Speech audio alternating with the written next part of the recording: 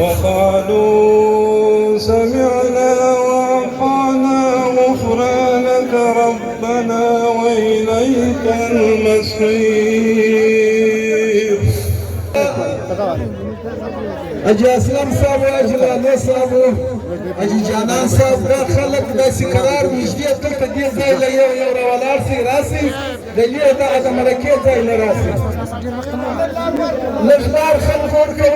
د لږ لار ورکوي خلک چې د دې نږدې راسي باره به دوی د خپل خلک له مرکړونه سره وکړي چې بس به سره وکړي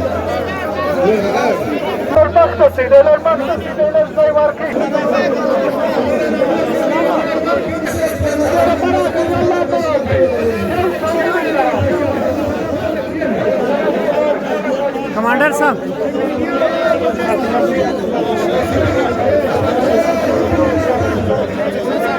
شاطر سر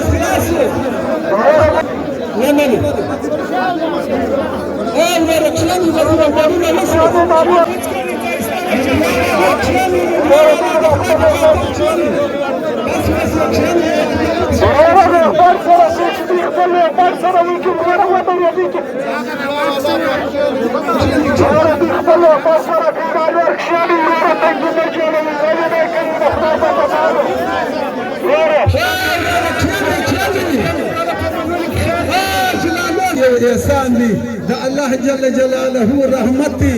چې هغه ورځ چې هغه د فتنې ورځ وه هغه د غم ورځ وه د خواشینۍ ورځې وې دوې ورځې پر مسلمانانو باندې دواړې د غم ورځې راځي د خوشحالۍ ورځې راځي چې دغه انسانانو په مابین کې 15 کاله شیطان لګیا و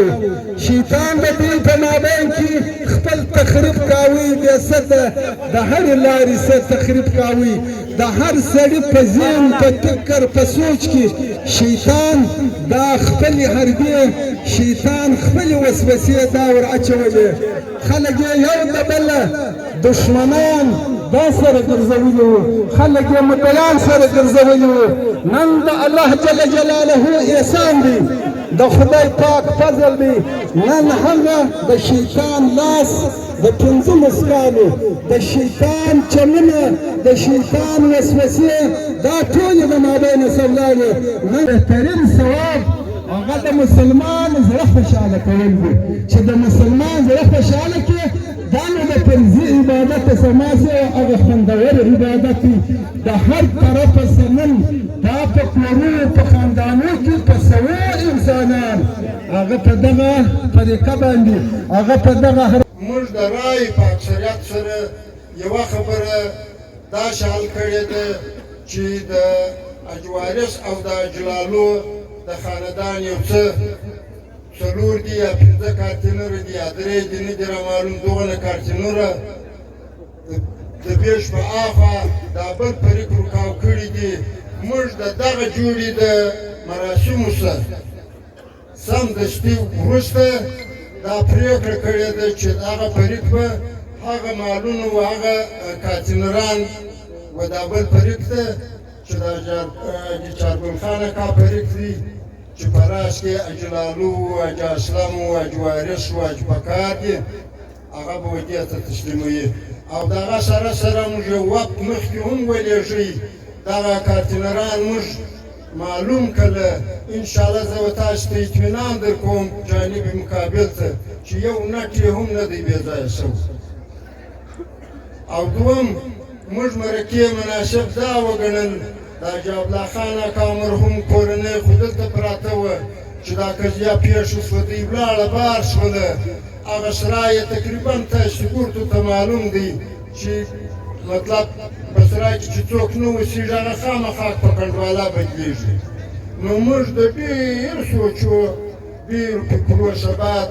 او پر هغه سربیره مو پراپرټي والا هم وویشتلي دي اندازاً د 2 اکړو په شاوخوا کې ملبه ده دغه مځکه موږ په قیامت باندې ایښې ده هغه مې و د دغه چارګل اکا د زامنو او د اجلالي اکا د زامنو و خاندان ته په قیامت ورکړې ده هغه قیامت یې 1 کروړ 80 لکه روپۍ او بله خبره موږ دا پرېکړه کړې ده چې زموږ دوی د پښتنو دا یو دستور دی زموږ د پلارو د نیکهګانو د اجدادو د دې څه موږ ته راپاته ده چې د آخري برخورد چې څوک وکړي دا بل فریق مشتری پرې لري موږ د هغه مشتري په نتیجه کې موږ په مرکې د رایې په اکثریت باندې 20 لکه روپۍ ایښي دي چې دا به دغه د اجلالو جمع او د حاجي اسلام او د وارث جمع به دا 20 لکه مشتری و چاته ورکوي و د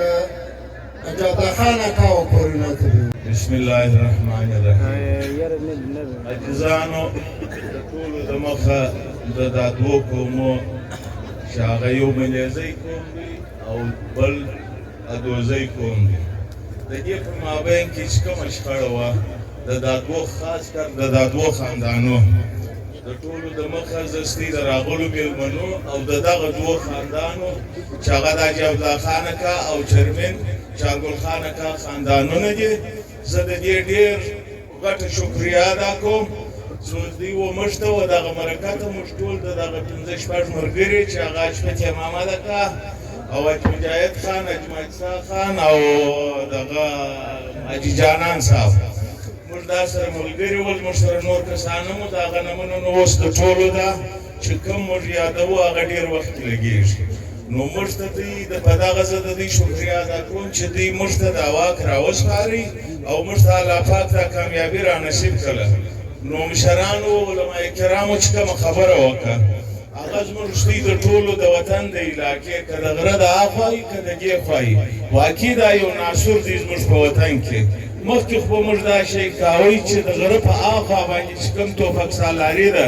یا کم ژوند دی یا کم خلک یو په بله په بدۍ سره اخته دي زما په خیال دا چې به موږ دوی ټولو ته رامعلومه ده کومه توفک سالاري چې اوس د غره په هاخوا ده هغه د غره په دې خوا هم ده موږ ټوله د دې شیانو ښکاري د دې بدیو د دې بدبختي نو لهذا پر دې ټوله ولس باندې پر علما کرامو خاص کر او زموږ د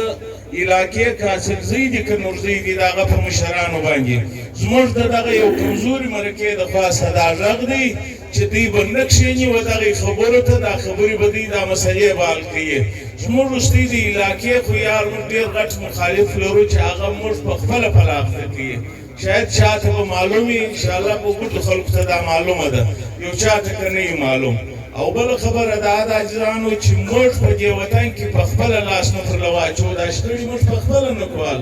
ما په خیال دا نه په سرکار حل کېږي نه دا په بل چا باندې مخه دا انسانان په بدو سره اخته په مرګو سره اخته لکه په جامه د کاچ کومه خبره کوله یو د بل خلاف لانینګ دا به څوک کوي دا به دغه ولس کوي د دا قومو مشران به کوي کاڅکزۍ دي که نورزۍ دي دا زموږ د دې خلکو که ډېر څه وي که په څه پوهېږو که نه پوهېږو که شپانه لرو شپانه به کې راولاړو که خان لرو خان به کې راولاړو که سرکار لرو سرکار به کې راولاړو موږ به دا شی ختموو دا زموږ وروستۍ پر خلکو او پر موږ دوی پر دا پنډال باندې که دلته یي که بل ځای پر دې باندې دا شی فرض دی یوه خبره کول غواړم بسم الله الرحمن الرحیم روایاتو کې راځي چې کله د الله تعالی یو نعمت پر تاسو باندې را نازل شي تاسو ستا حاصل شي تاسو د هغه په بدله کې الحمدلله وایاست زه د ټوله اهل مجلس څخه خواست کوم چې تاسو په زوره یې وکړه الحمدلله ووایاست چې الله تعالی د دغه عظیم رنجش جوړه روغه وکړه او دویم په طور شکرانه د ټولو افیل دا کوم چې پر نبي علیه الصلاة والسلام درود ووایست او دریم د مرکې چې کوم محنت کړی دی الله تعالی دې ودې ته په دنیا او په آخرت کې بدله ورکړي. الحمدلله رب العالمین وراقبة للمتقین والصلاة والسلام على خير خلقه ونور عرشه سيدنا مولانا محمد وآله وأصحابه أجمعين. اللهم إنا نسألك موجبات رحمتك وعزائم مغفرتك والغنيمة من كل بر وسلامة من كل اسم لا تدع لنا ذنبا إلا غفرته. یا الله پاکه چې زموږ په کورو کې کومې پریشانیانې دي ته دغه په خوشحالیانو را بدل کړې. یا الله پاکه چې زموږ په کورو کې کوم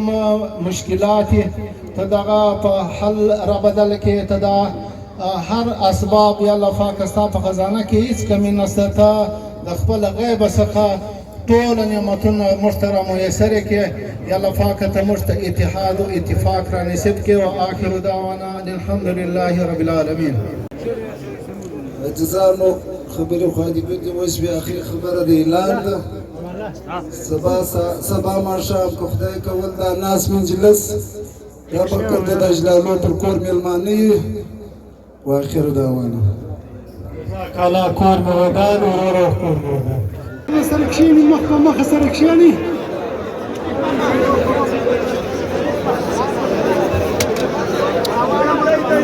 د سپین مشران ته ځای ورکړئ. دا کشران که د باندې هلته کښېني مخامخ کوټه کې دا ځوانان کښېني. الله دې جزا درکړي. سپین مشرانو ته ځای ورکړئ. ورور الله مو خوشحاله کړي. دا ځوانان که هلته مخامخ کوټه کې کښېني هېڅ پروا نه لري.